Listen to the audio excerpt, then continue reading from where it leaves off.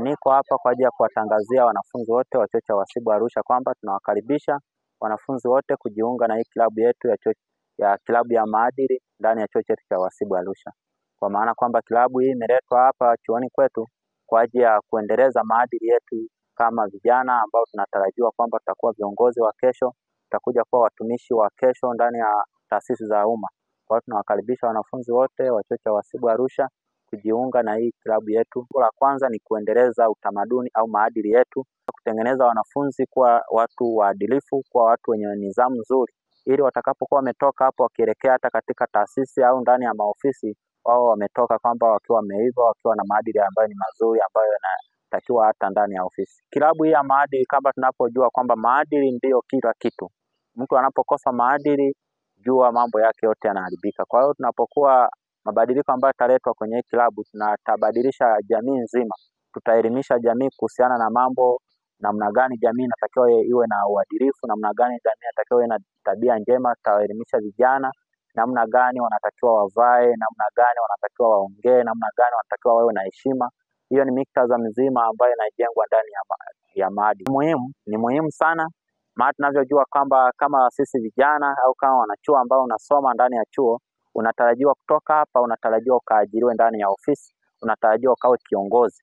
Sasa unapotoka hapa ukiwa uko ndani ya klabu ya maadili, utakuwa tayari umeshanolewa mambo ya maadili ya kiongozi, maadili ya kiutumishi wa umma. Maana tunajua kwamba kuna kanuni na miongozo ambayo inawaongoza viongozi wa serikali, ambayo inawaongoza watumishi wote wa umma ndani ya taasisi, kwamba hiyo miongozo vijana wakitoka hapa wakiwa nayo wameshaijua, basi kwao itakuwa ni rahisi kuiendo hiyo miongozo hata ndani ya taasisi ambayo watakuwa wameenda nazo. Niwaombe tu wanafunzi wote tujitokeze kujiunga ndani ya klabu yetu hii ya maadili, kwani tarehe 26 ya mwezi huu wa 3 tutakuwa na jambo kubwa sana. Tutakuwa na tukio kubwa sana ambalo ndilo tukio la ufunguzi la klabu yetu ya maadili, ambayo tukio litahudhuriwa na viongozi wakubwa sana kutoka secretariat ya maadili kutoka makao makuu Dodoma. Kutakuwepo na mkurugenzi mkuu wa kanda ya kaskazini ambaye anasimamia masuala mazima ya maadili. Tutakuwepo na viongozi wetu, tutakuwepo na mkuu wetu wa chuo, tutakuwepo na walezi wetu,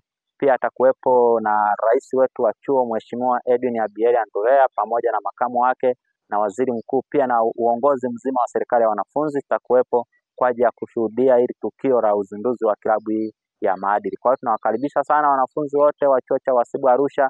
Pia tutakuwa na vipaji siku hiyo, wenye kuimba, wenye kuigiza, wenye ngonjera, wenye mashairi, kila kitu utakuwepo. Kwa hiyo tunawakaribisha sana, kwani hapa ni sehemu sahihi. Utakaye kuja hapa hatajutia kuwepo, kwani atakuwa sehemu sahihi ambayo itamuongoza namna gani anatakiwa afuate kanuni na miongozo ya kisheria.